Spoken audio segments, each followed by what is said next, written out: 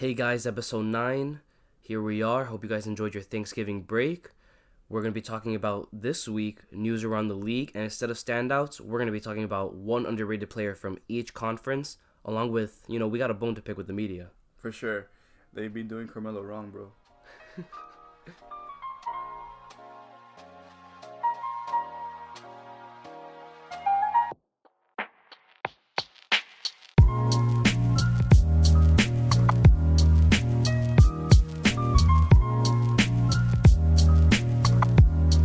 Alright, guys. Episode 9. We're here. How you feeling, bro? I'm feeling good, dude. Well, Full on turkey. full on turkey. A week later. Alright, so we're going to do things a little bit different today. I'm going to be heading into the news. So, our first piece of news, which is actually a big one, at least in my opinion, Carmelo Anthony won his first Western Conference Player of the Week, the first time since 2014. What do you think about that, bro? Man, I think it's crazy how I think this is more of I don't know, man. I'm not on that Carmelo hype train. Like he's doing good, but well deserved for him. I think it's more like a welcome back Carmelo award though. It is. I mean, I'm kind of on the Carmelo hype train only because he's the last of a dying breed. To be quite honest, we first Wade. We lost Bosch.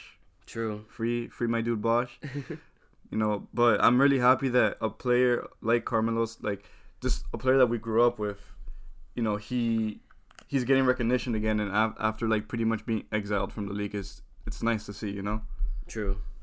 All right, so our next piece of news, which is quite interesting, Aldridge might be traded to Portland from the Spurs if the deal is right. So I actually like that because I could already see it now. I could see Dame at the 1, CG at the 2, Melo at the 3, Aldridge at the 4, and Hassan Whiteside or Nurkic at the 5. Yeah, when he comes back. That is scary. That'd be crazy. That's a pretty good starting 5 in my opinion. I think that could be, Melo. Like I said, he's doing what he's supposed to, and if they can get Aldridge back, and I know he was beloved by many fans in Yeah, Portland. like that's like his home. He was drafted there, and he was such a big person in Portland. Yeah, so that's something that I'm definitely gonna keep an eye out for. And then the next piece of news we got going on is Avery Bradley nearing his return. I mean the Lakers are doing well as it is. Right now, currently they're 18-3, first in the West. So I mean they're doing fine without him, but when he comes back, that's just an extra piece that they can utilize further down in the season. So it's crazy how like they're already so good and they might get Avery Bradley back. I mean, they're gonna get Avery Bradley back. Like he hasn't even played really. yeah, It's insane. yeah, and the Lakers are doing their thing, and props to them, honestly. So next up, we got the Mavericks unlikely to pursue a deal for Andre Iguodala, but Dennis Schroeder is a potential target. I don't know how to feel about that. I mean, it's just kind of like one of those mutual things. It's like neutral. Like I don't really. Yeah. It's not really that exciting. I mean, I think it would be great for the Mavericks to get either or, but I think if you get Iggy, that's a really big addition. yeah, he's kind of like one of those guys where you add him to your bench, and he could just improve it. Like I would say a little bit better than Carmelo. He's just kind of an X factor. That's how I Yeah. see him. He's like an X factor type player, and he's just a great guy to come off the bench. I mean, we've talked about him many times before. 2015 Finals MVP. He did really well with the Warriors, and I feel like you add him to any team, and he just improves it. He improves your team, probably not by a lot, but like he will improve your team. And looking at the roster, like if they get Dennis Schroeder instead of like they actually have space for Andre Iguodala at the small forward position. They have Dorian Finney-Smith and Justin Jackson pretty much as the two small forwards.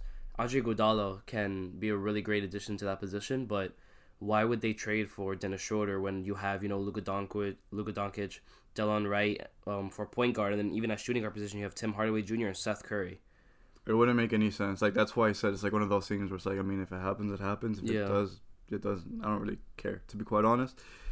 So this piece of news, I actually like. A lot of people might not like it, but I do. So the Pelicans, Zion's return might be pushed back. Stated on court work, but definitely won't come back for a 6 to 8 week timeline. So I like that, to be honest. I don't want him to be rushed back into the league Yeah. because of hype.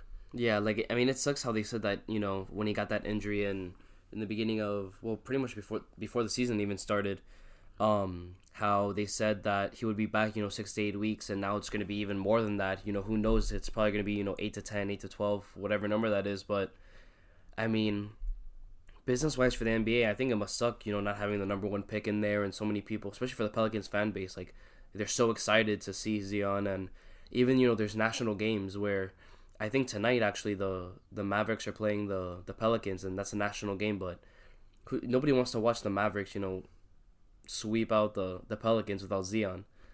I mean, I don't really think they'll get swept. I mean, if you look back at the Lakers versus Pelicans game, AD's return back to New Orleans, they actually held their own against the Lakers, quite They did. surprisingly. Yeah, So, that's true. and I mean, I said this early on in the season when the season began. Like, this is one of those teams where they're really young, but their chemistry is working well for them.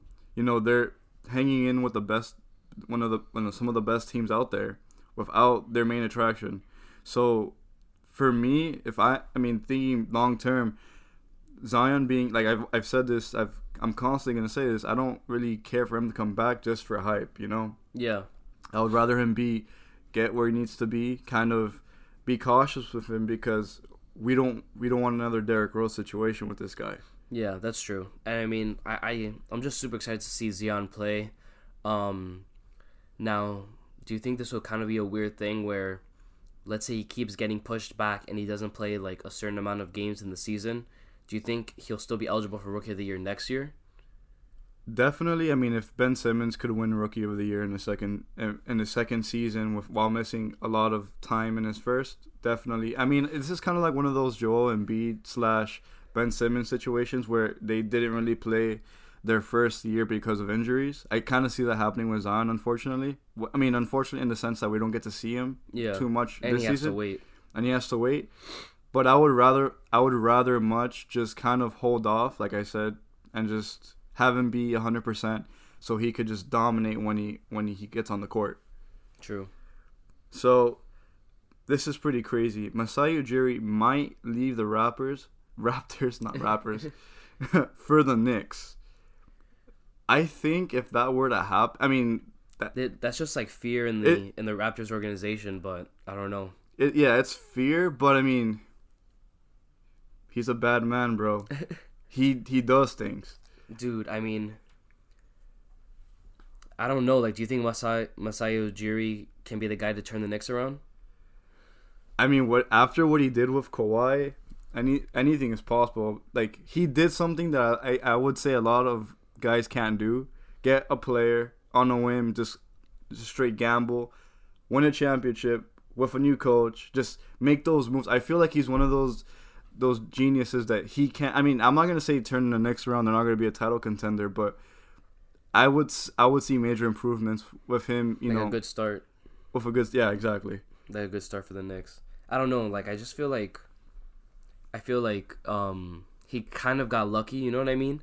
Like, I mean, he obviously has balls. Like, he traded DeMar DeRozan away for Kawhi Leonard, and lucky for him, it worked out. Because imagine trading away, the star player of the Raptors, who was, been there his entire career, and not winning the championship, or having the team implode. But I mean, like you said, with the new coach, getting Kawhi, making those deals, and he obviously had some sort of role in drafting, Pascal Siakam and getting those key players on that team. I hope that he can turn the Knicks around, but I wouldn't want the Raptors to lose him.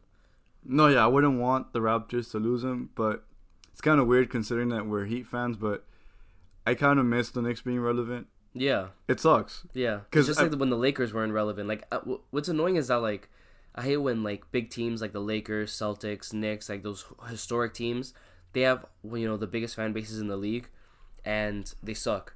And then people just, hype them up constantly, even when they suck. So it's, like, annoying. So I'd rather have them actually be, like, kind of good, just so that, they can kind of, stop being annoying. And at least what they're saying is true. Like Knicks fans say, man, we're winning it this year. So, I know you're a big fan of Kevin Love. Yes, I am. He could be a potential trade target for the Spurs. I think he would fit that system well. I do too.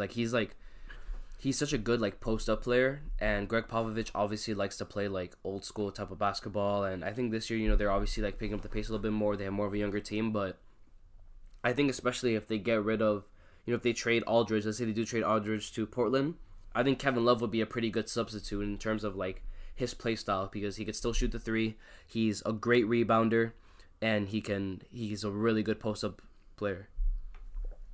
Well said. So, Thunder are considering signing Joe Johnson for a leadership role. I like Joe Johnson. Don't know why he didn't, stick with the Pistons. The Pistons didn't stick with him. Well, yeah, that's what I meant. But it was kind of weird to see. I like Joe Johnson. Joe Johnson. I think he's a really great asset coming off the bench. He's obviously not a starter. He's still. Even when he was on the Heat, he did some work, man. He did some great work, and the Thunder. I mean, it would add a dynamic to the team. I mean, Chris Paul's there. You add Joe Johnson, but if they're just getting him solely for a leadership role, I think that could prove well. When have you really heard anything bad about Joe Johnson in terms of locker room things or anything like that? Never really and. Even just going to the Thunder and being what I'm seeing him as, if this does happen, is kind of like how we have Udonis Haslem. He signed as a player, he gets the veteran minimum every year. He doesn't really see a lot of game time, but he's crucial to the chemistry of the organization and to the team members and stuff. He's such a mentor, and he's such a well known face. You know what I mean? He's kind of like a mini legend, and just going to the Thunder. Just he can help out Shai Gilgeous-Alexander, who's proving to be a really great young player. Just having Joe Johnson's mentorship there and Chris Paul, I think that's really going to help him out. Yeah, I agree. I think those two vets on the team could do a lot, for those young guys. To be quite honest with you, the Thunder are a really big sleeper team for me.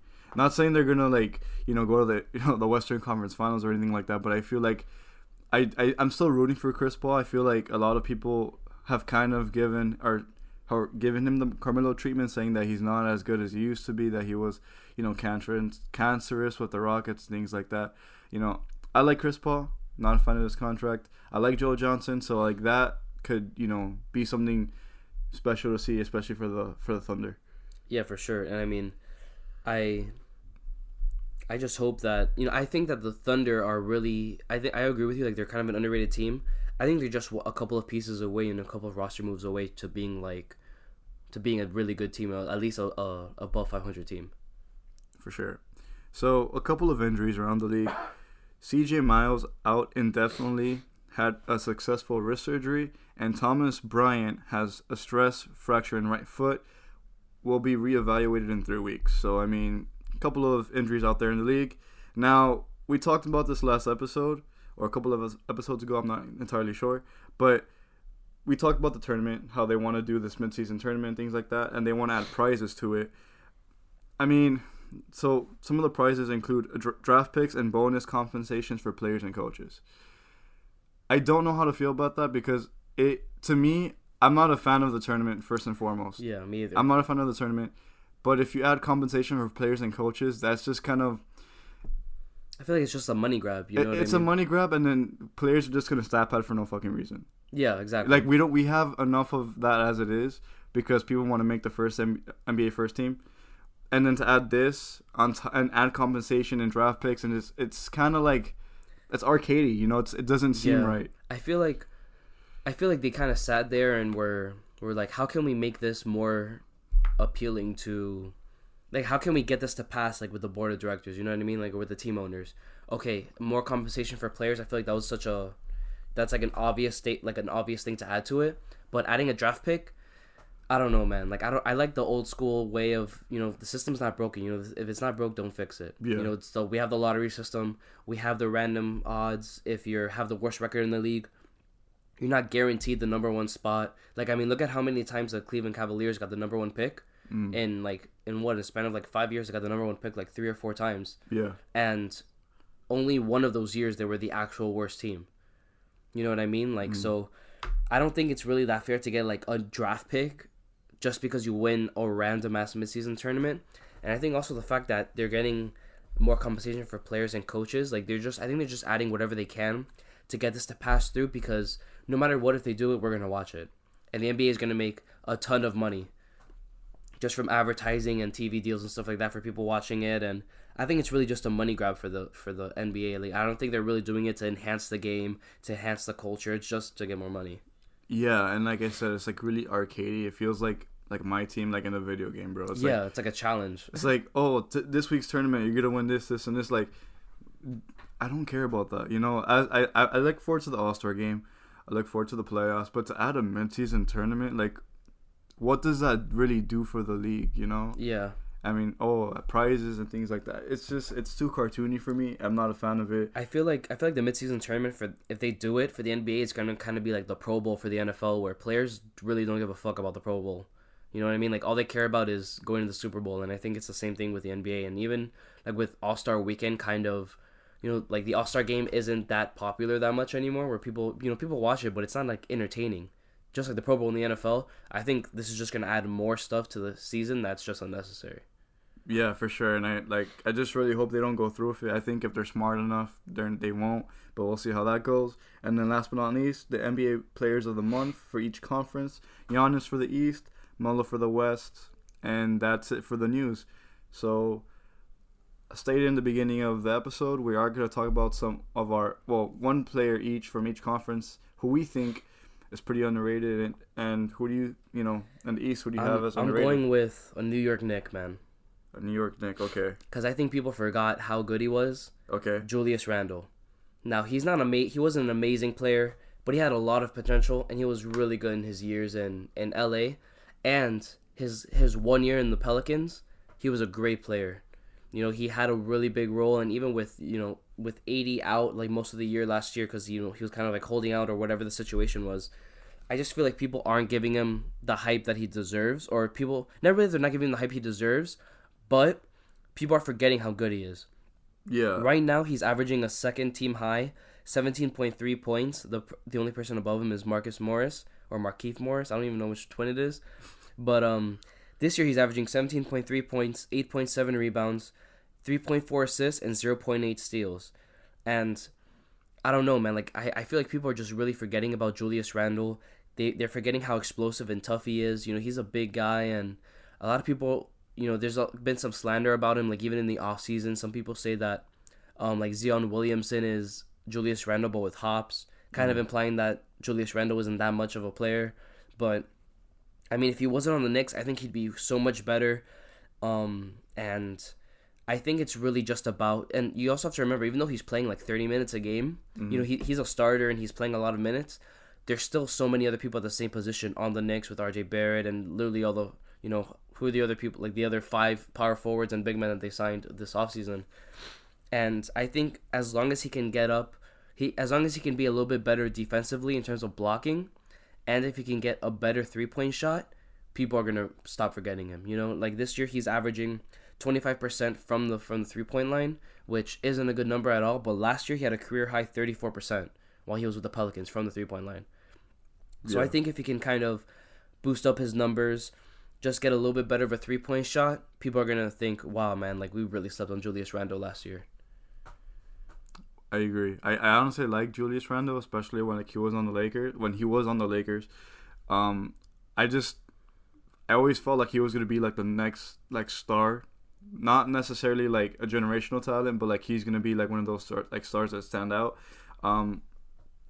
But I agree with everything that you said. He's one of those guys that people forget about. We get so caught up on these big names that he's one of those players that like I would want him on the Heat. If we had him on the Heat, that'd be awesome. Yeah. I think he's one of those guys that if he's on your roster, he'll contribute, he'll make a difference. So, and he's definitely contributing to the Knicks. It's just, they're the Knicks. it's the Knicks, bro. So, for me, I've eyed this guy for a very long time. People do talk about him, but not like other point guards. Now, when we think of point guards, we think about Damian Lillard. We think about Steph Curry, Kyrie, Westbrook, James Harden, even. One guy that I think is underrated, and I think, like I said with Julius Randle, I would love him on our team, would be Drew Holiday. Bro, I think Drew Holiday's always been underrated. Yeah, like he's a traditional pass first, but if he needs to score, he will point guard. Yeah.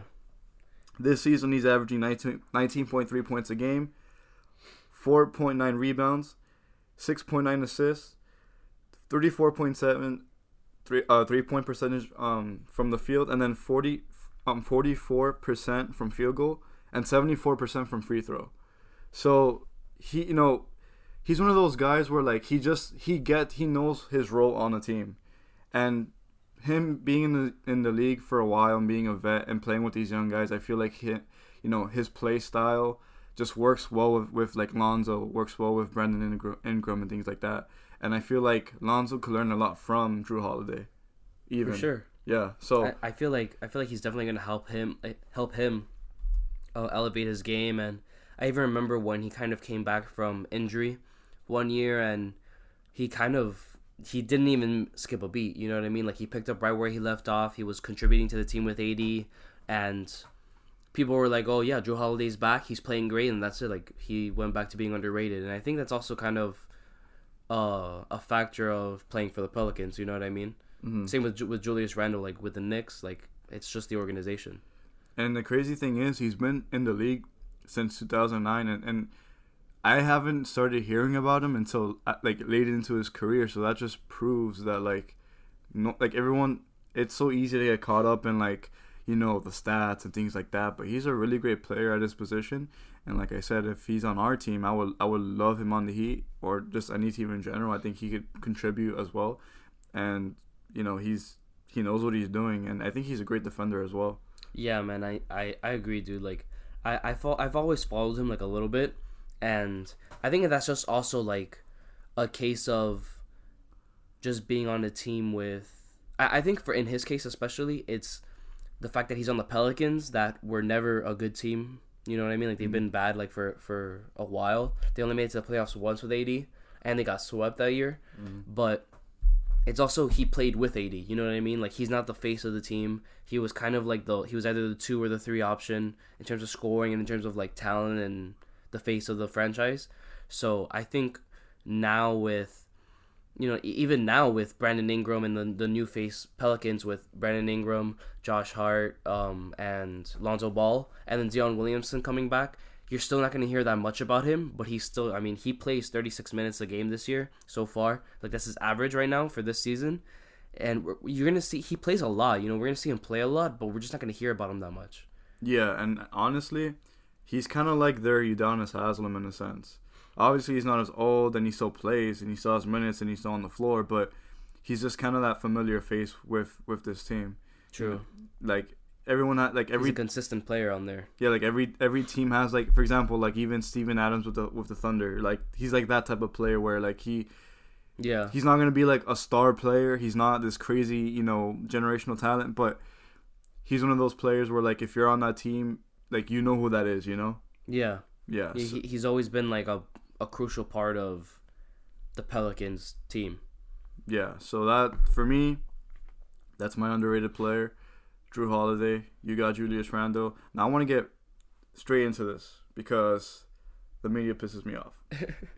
So, obviously, I wanted to talk about this earlier on when we started the podcast, but in recent events with like Carmelo and interviews like that, I just want to get something off my chest. I think the media plays a big role on what happens to players, to be honest. Like, they make these, like, for example, Dirk last year, they pretty much just ran him out of the league. He did, like, if you really, like, look back as to what happened last year, like, he didn't want, you could tell he didn't want to retire. Like, he still kind of, like, wanted, like, one more year, things like that. But it was, like the media was just like, oh, like, Dirk's, his last game is this week. But no, he never really announced his retirement until the game. Like, to me, that was really weird. And in his recent events with Carmelo and him saying how he was never really like this, selfish player, which I think he was, but I think the media likes to take it to an extreme, a step further, and just kind of like, I don't know. Do you think like they have the power to like ruin people's like players' legacies? For sure. Like I think they definitely have a say, and I think it's mainly more of, I don't think NBA teams listen to it, but the fans definitely listen to it, and what the NBA teams listen to are the fans, and it's also like with Melo and with Dirk. I think with Dirk's situation, it was mainly he understood that with Kristaps, with Doncic, with a younger team, he was kind of ready to go. Not that he was ready to go emotionally, but physically, and I think he also realized that it's probably best for the team if he retired. I mean, he already played. How many years was it? 21 years, I think. 22 years.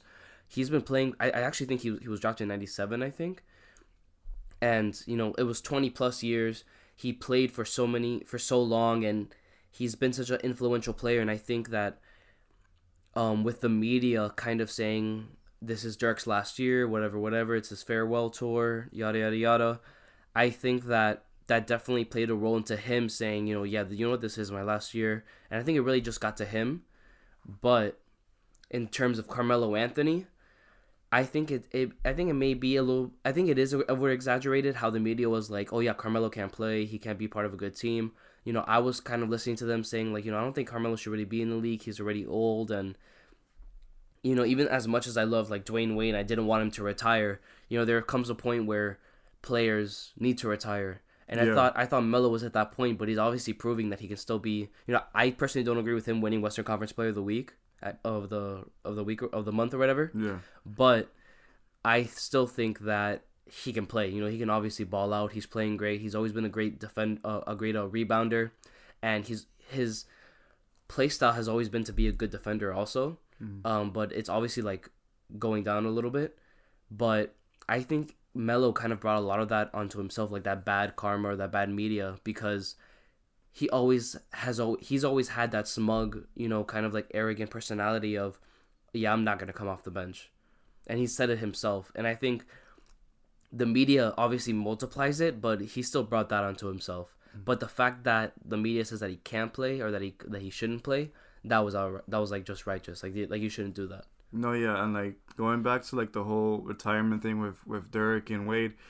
With Wade, I feel like it was a little bit different because he clearly, like, if Wade didn't retire and he was still playing this year, he could still contribute to a team, Yeah. So, but with him, it was like his personal decision. And he didn't want anyone to tell him, oh, like he should retire. Like he didn't want that fiasco following him. He just kind of wanted to go out with his own terms. Now, my thing is, if that's the case, why is a player like Vince Carter not, pushed out the league? It's not like he's doing much, He's just kind of taking a roster spot. I mean, I think Vince Carter is just. I think that's the difference though, because the difference between Dwayne Wade and Vince Carter versus Carmelo Anthony is that they're willing to take whatever role the team needs. Dwayne Wade obviously left in a little bit of bad blood from Miami to Chicago. He ended up getting, after taxes and everything, if you do the math, he ended up getting the same amount of money he would have gotten here. It ended up not working out. He gets bought out. He goes to Cleveland. He plays with LeBron for a little bit. They buy him out, and then he comes back home, and he's not even a starter. He comes off the bench. He starts a couple of games here and there, about half the games of that year, and then he has his farewell tour. But he knew that, okay, what's best for this team is that I don't start. I'm a leader. This is obviously Dwayne Wade knows that Miami is his house, his spot. It's his legacy. Like this is his team, literally. But he had no problem coming off the bench.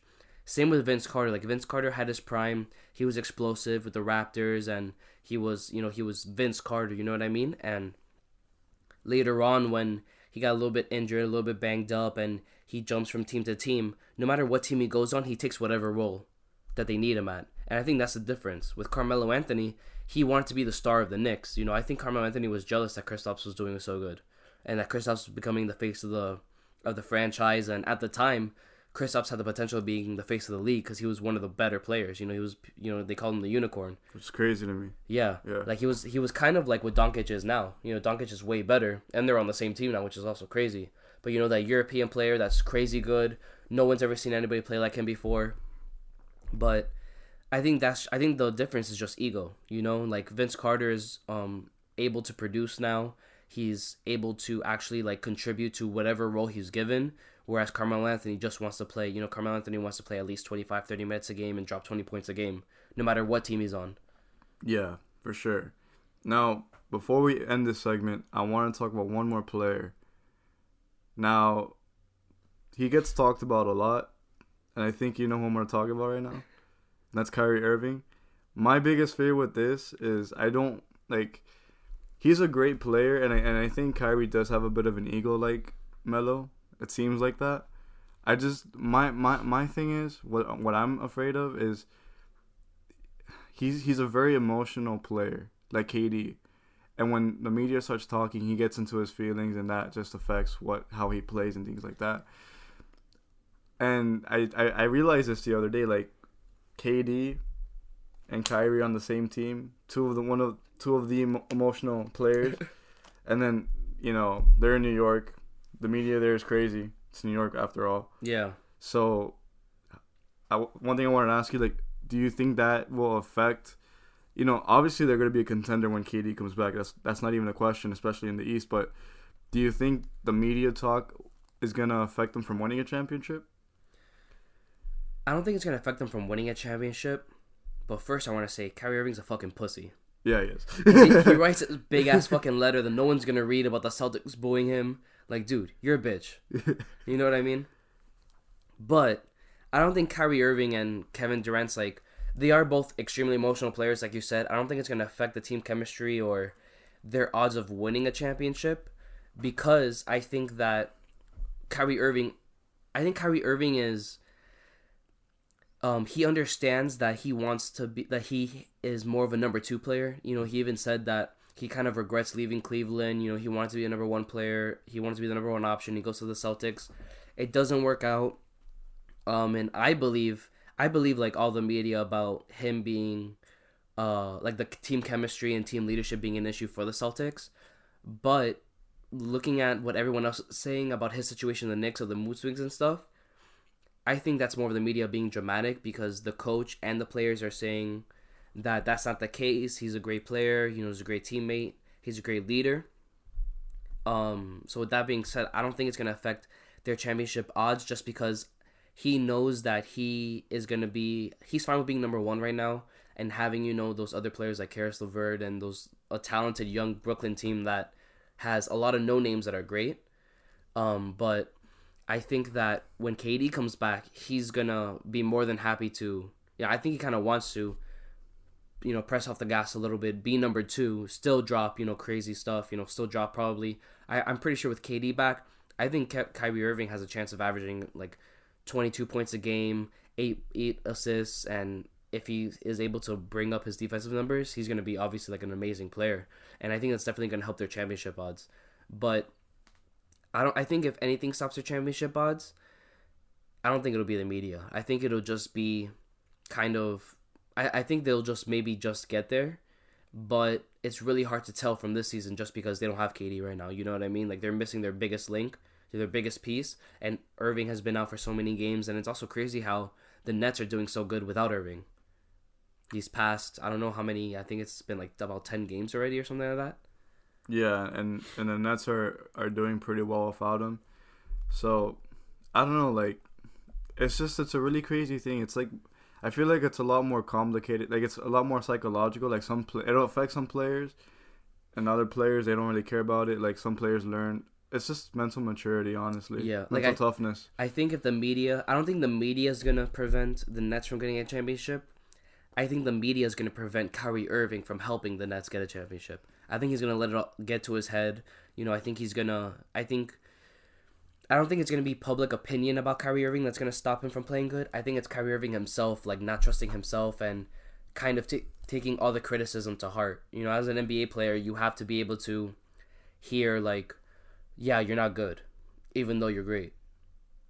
And I think he really takes it to heart every time someone tells him that he doesn't have what it takes, or that, teams and players not teams and players, I'm sorry, fans and the media say, like, oh yeah, like, you're not good, or you're emotional or us calling him a bitch and a pussy. Like, I think he takes that to heart, and I mean that proves that he is passionate about the game. But if you're a professional, you can't let that get to your head. No, for sure. And I just think, and anything really, like just in everyday life, you can't really let things get to your head because Yeah. at the end of the day, you're the only one who does what you do. So Yeah, exactly. Like you're Kyrie Irving, bro. Like you have the yeah, best handles in the league right now. You're obviously playing great. And just because the Nets are doing good without you doesn't mean that they don't need you. You know what I mean? Now even though they are doing a little bit better without him, but that's just how it goes. You know what I mean? Like sometimes it's the schedule. Sometimes just some players get hot at moments, and I don't know, man. Like I don't think I think that his biggest uh kind of the only thing that's gonna stop him is himself if he lets it. agreed, for sure. So That's it. that's all. Episode 9. Thanks for watching. Not watching. Thanks for listening. Share us on social media if you like the pod. Give us 5 stars. Catch us on Apple Podcasts, Google Podcasts, Spotify, or theopenshot.com. All right, peace. Later.